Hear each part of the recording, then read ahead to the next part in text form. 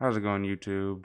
I'm back with another r/Nosleep. So there isn't really any intro to this. Let's just get right into the spooky. So first, we're gonna be reading. My son asked me to check the closet for monsters. I didn't need to. I recently went through a pretty nasty divorce, but I got the only thing that mattered out of it: full custody of my 4-year-old son. I thought, sorry, and I would have said the Ferrari.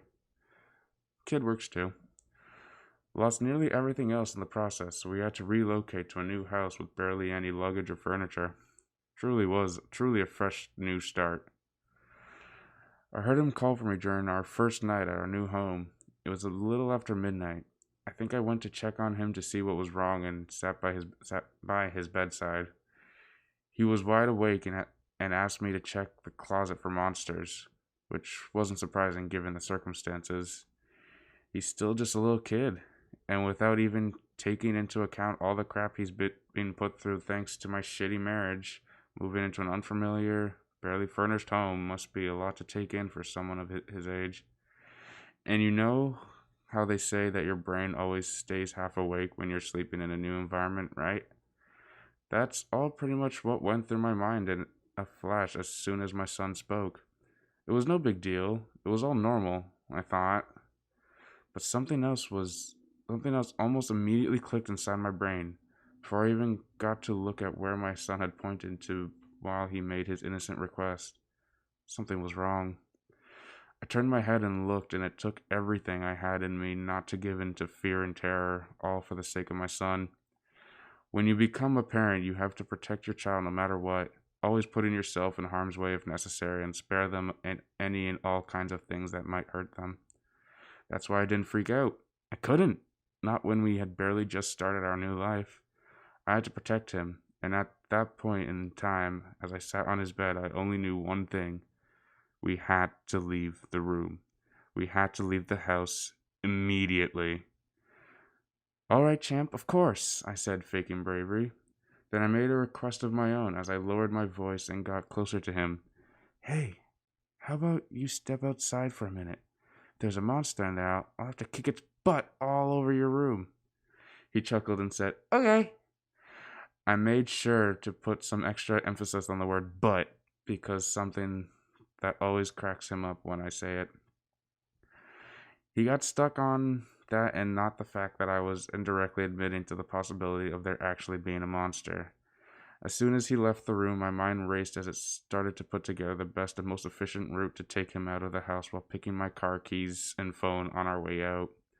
When I heard the closet door slowly creaking open behind me, I knew it was time to go.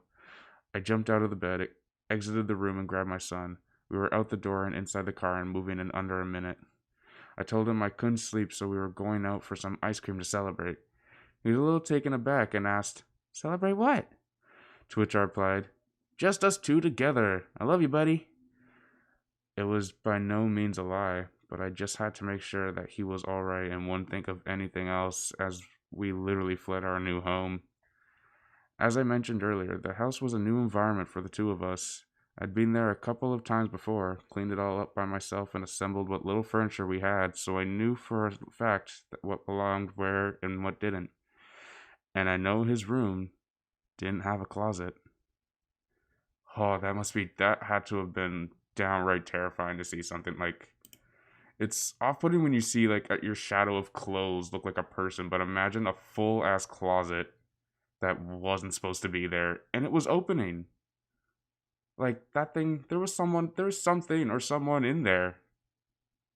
Huh. Well, that was fun. Now we've got.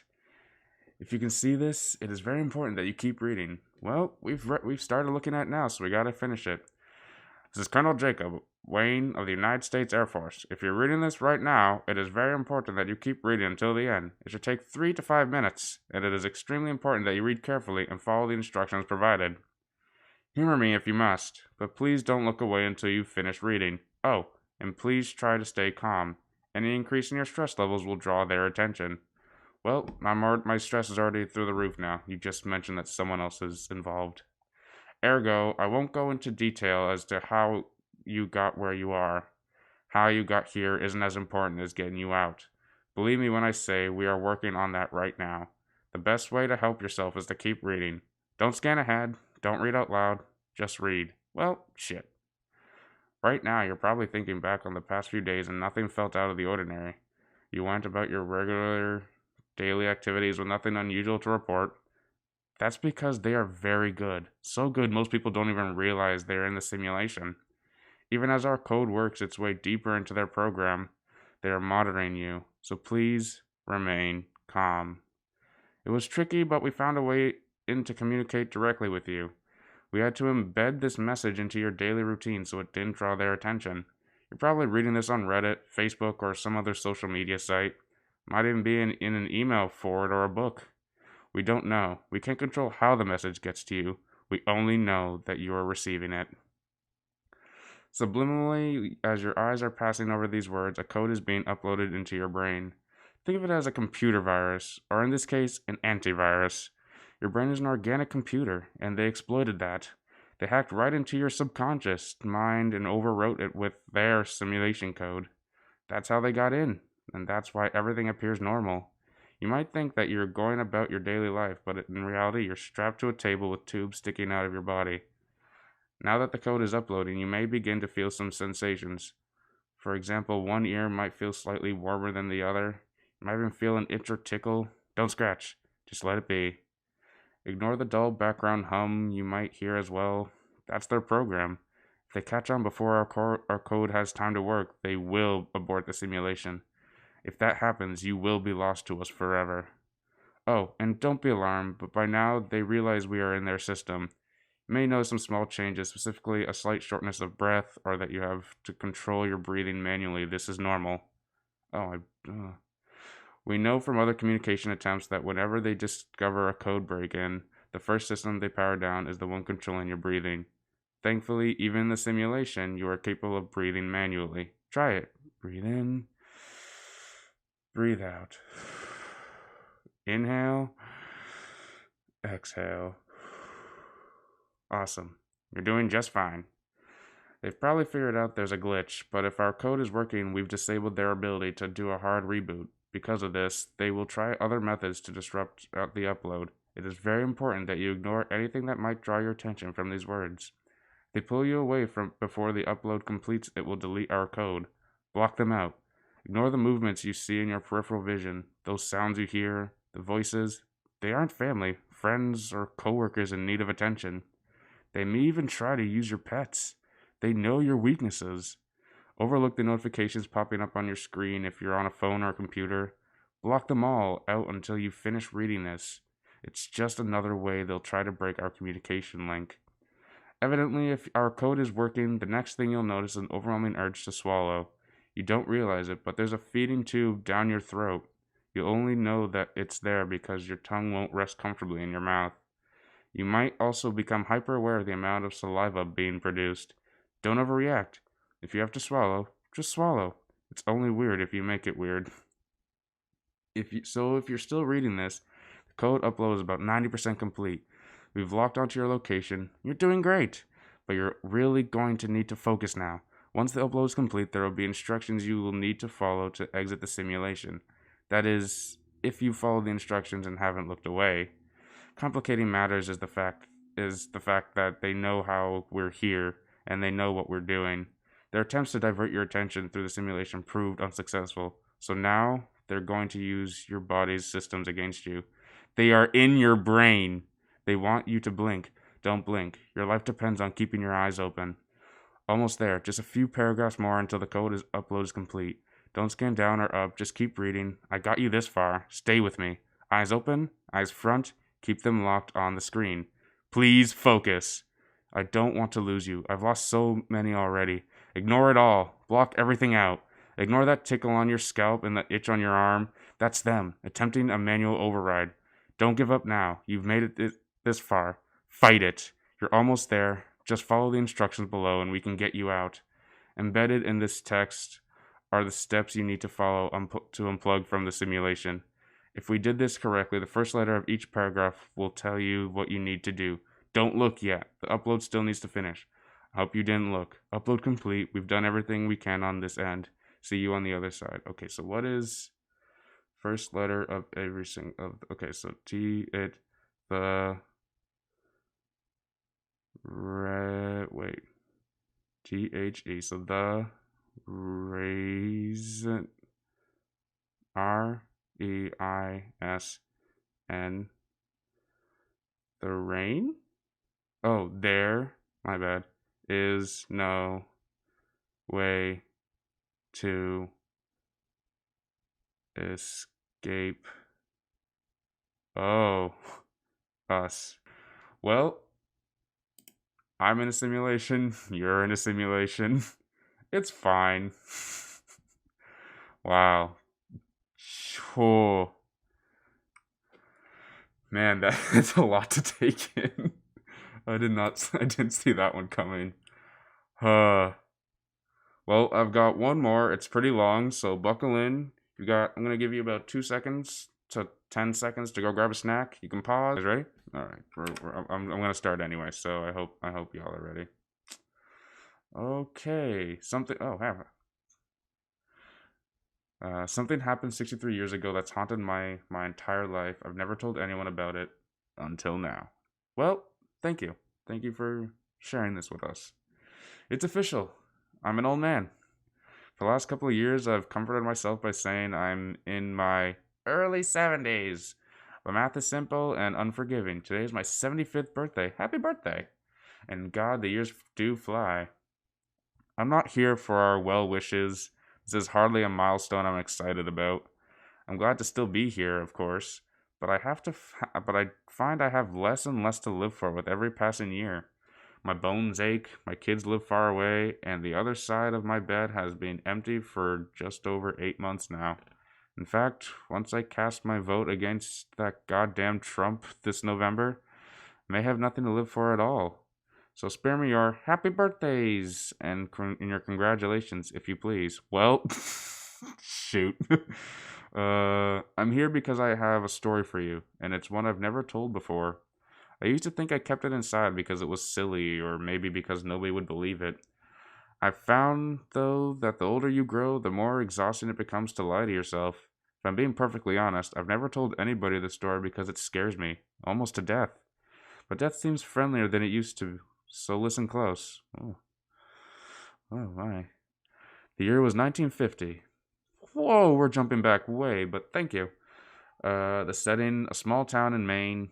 I was a boy of 9, rather small for my age, with only one friend in the world to speak of, and his family, seemingly on a whim, decided to move 2,000 miles away.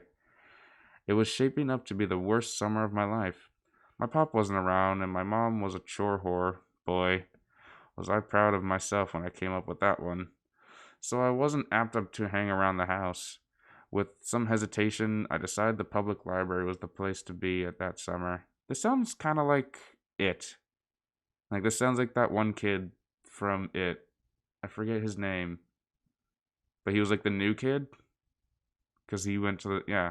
Anyway, the library's collection of books, particularly children's books, was meager to say the least. But within the walls of that miserly structure, I could find no undone chores, no nagging mother, God rest her soul, and perhaps most importantly, no other children with whom I would be expected to associate. I was the only kid with a low enough social status to spend his precious days of freedom sulking amid the bookshelves, and that was just fine with me. The first half of my summer was even more dreadful than I had imagined it would be. I would sleep until 10, do my chores, and then ride my bike to the library. And by bike, I mean rusty log of shit attached to a pair of wheels. Once there, I would split my time between unintentionally annoying the elderly patrons and deliberately doing so.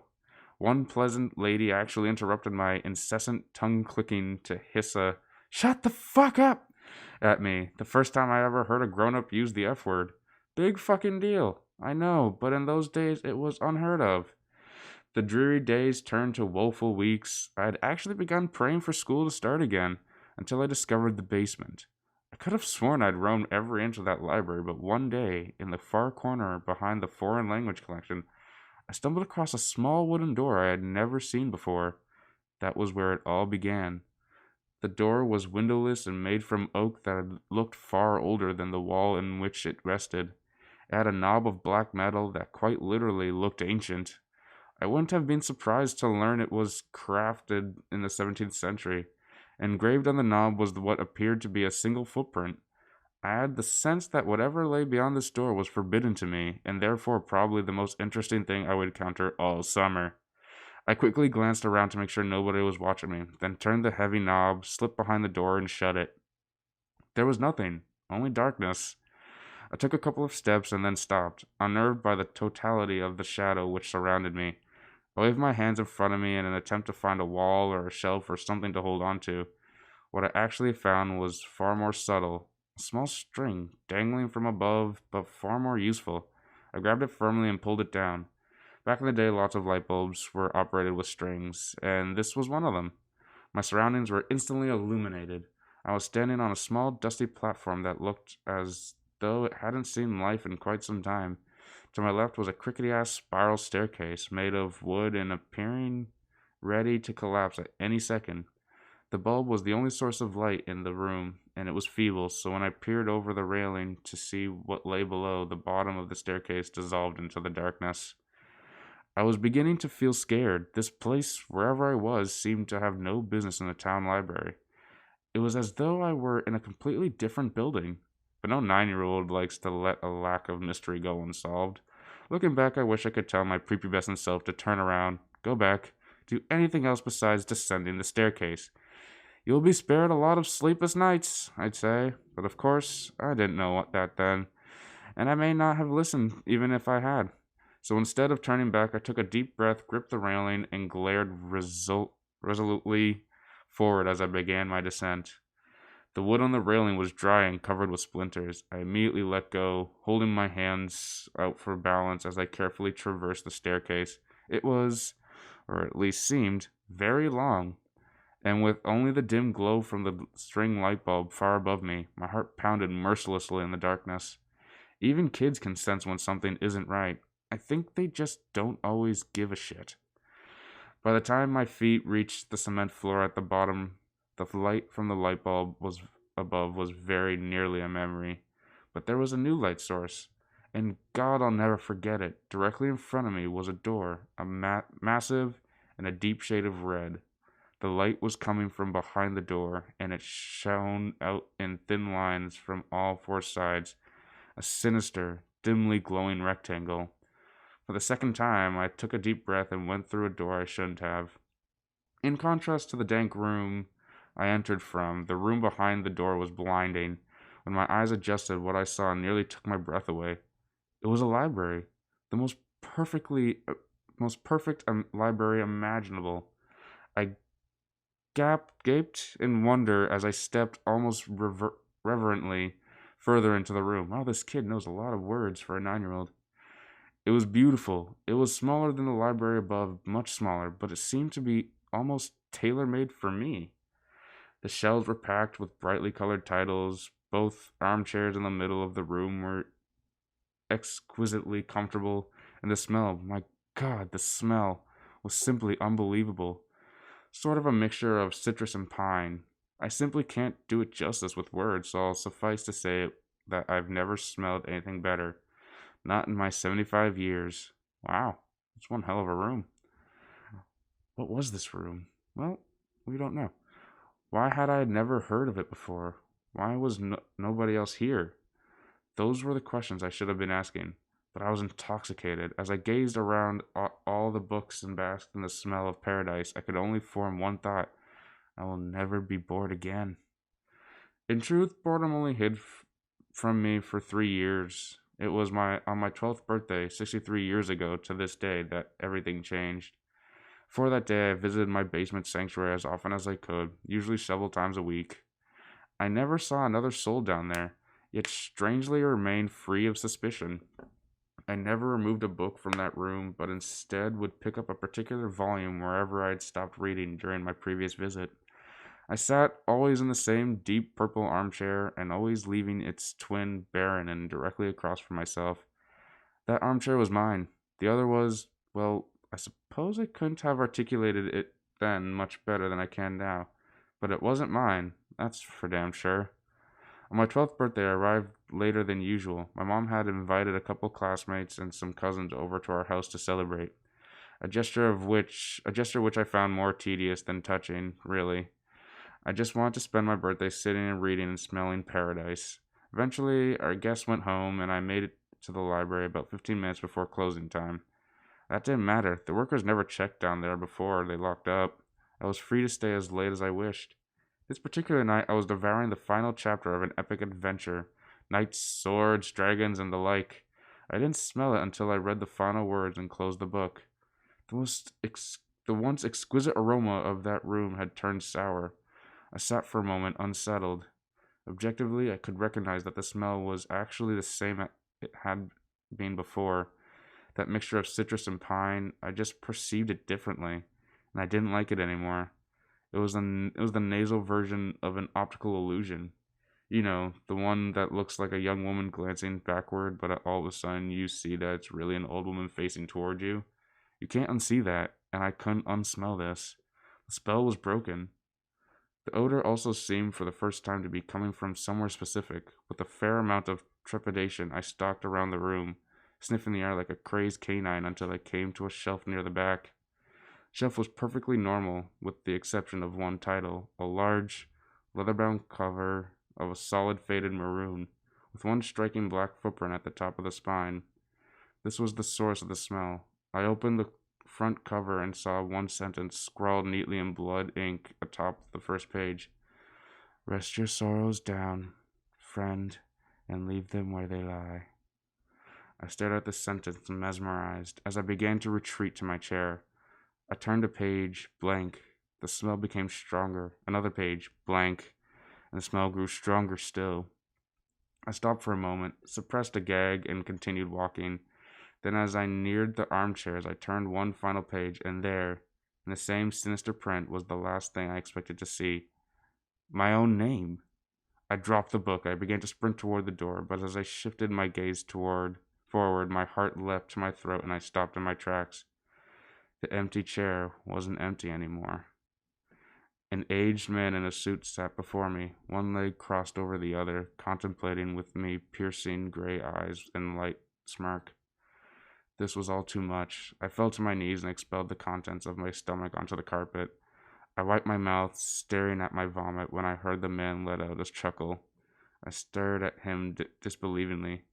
"Who are you?" I asked, panic in my voice. The man leapt to his feet, grabbed me gently by the shoulders, and helped me to my chair. He sat once again in his own. "I fear we got off to a bad start," he said, glancing at the pile of sick on the carpet. "The smell. It does take some getting used to." "Who are you?" I repeated. "Tonight you will know hardship like you've never known before," he said. "I come as a friend, offering you refuge from it and from all other storms which lie ahead." I wanted nothing more than to leave at that moment, but I remained seated. I asked him what he was talking about. "Your mother is dead, my boy, by her own hand in her kitchen. The scene is gruesome, I must admit," he said in sorrowful tones. But was there a playful glint in his eye? "Surely you wish to avoid this path. I can show you a safer one." My blood ran cold at the horrors this man spoke of, but I did not believe him. "What do you want with me?" I demanded, trying to sound braver than I felt. He laughed, an old raspy yelp that seemed to shake him to the bones. "Nothing but your friendship, dear boy," he said. Then, sensing I found his answer inadequate, he expounded. "I want you to come on a journey with me. My work is noble, and you will make a fine apprentice. And maybe, when I'm done," he sighed tiredly, running his bony fingers through the thin white hair, "maybe then my work can be yours." I stood up, shuffling toward the door, but never breaking his gaze. "You're crazy," I told him. "My mom isn't dead. She's not." "See for yourself if you must," he said, gesturing toward the door. I threw him a contemptuous glare and bolted for the exit. As my hand closed around the knob, he said my name softly. In spite of myself, I turned around. "Your road won't be easy, friend. If it ever becomes too much for you, and I mean ever," he said, pausing to sweep his hand over the room, "you know where to find me." I slammed the door behind me and took the decrepit stairs two at a time. I exited the library, clambered onto my bike, and hightailed it home. The front door was wide open. I dismounted, leaving my bike in a heap on the ground, and approached the house cautiously. The old man was lying. He must have been. Still, tears began to sting my eyes. Heart pounding, I stepped inside and called for my mother. I heard no answer, so I turned into the kitchen. To this day, I don't know why she did it. I've lived in that small town in Maine my entire life, although I've kept mostly clear of the public library. Once in my late 20s, I summoned the courage to step inside. Life was good at the time, and my fear had begun to morph into idle curiosity. Where the door to my basement sanctuary once stood was only a blank wall. I asked the librarian what had become of that basement, though in my heart I knew the answer. There was no basement, she said. There had never been a basement. In fact, if she had her facts correctly, city zoning ordinances prohibited a basement in that area. I've been haunted by that sickly sweet smell, that poisonous blend of citrus and pine, ever since that long ago birthday. When I saw my mother in the kitchen that day, collapsed in a pool of her own blood, I smelled it. When a man claiming to be my father knocked on my college apartment door, begged me for money, and beat me to within an inch of my life when I refused, I smelled it. When my wife miscarried our second child, I smelled it. And again when she miscarried our fourth, when our oldest son got behind the wheel of the family Buick, completely shit-faced, and got his girlfriend killed, I smelled it. I began to smell it periodically as my wife became sick. She died late last year, and now I'm alone for the first time in more than half a century. Now I smell it every day, and it feels like an invitation. A few months ago, I went back to the library, and the small oak door with the ancient handle was there, right where it used to be. My evening walk has brought me past that library every day but I haven't gone inside. Maybe tonight I will. I'm frightened to die. Yes, but lately I'm even more frightened to keep living. The old man was right. My road hasn't been easy, and I doubt it will get any easier. Rest your sorrows down, friend, and leave them where they lie. He promised relief, a refuge, he said. Was he right about that too?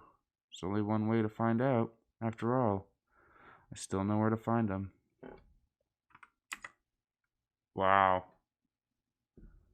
I wasn't wrong about it being long. Damn. That poor guy. And what I find interesting is we never got any names. But holy. Huh. That was a sad one. Kind of creepy, but not as spooky as I was hoping. Oh. Well, that's all I've got time for today. If you enjoyed, please leave a like and comment down below. Comment down below if there's any other r/nosleeps or any other Reddit things you want to see on this channel. Also, don't forget to subscribe and ring that bell. I know I'm pointing at random areas. There probably won't be anything there because that is a lot of editing that I don't do. But if you do ring that bell, something magical will happen. You will get mysterious, random notifications, messages, signs that, another one of my videos may or may not have been released. So, if you're as curious to know what these notifications are like, don't forget to subscribe first, and then ring the bell. Ah, yes. But seriously, thank you guys so much for watching. And have a lovely, spooky night. Woo!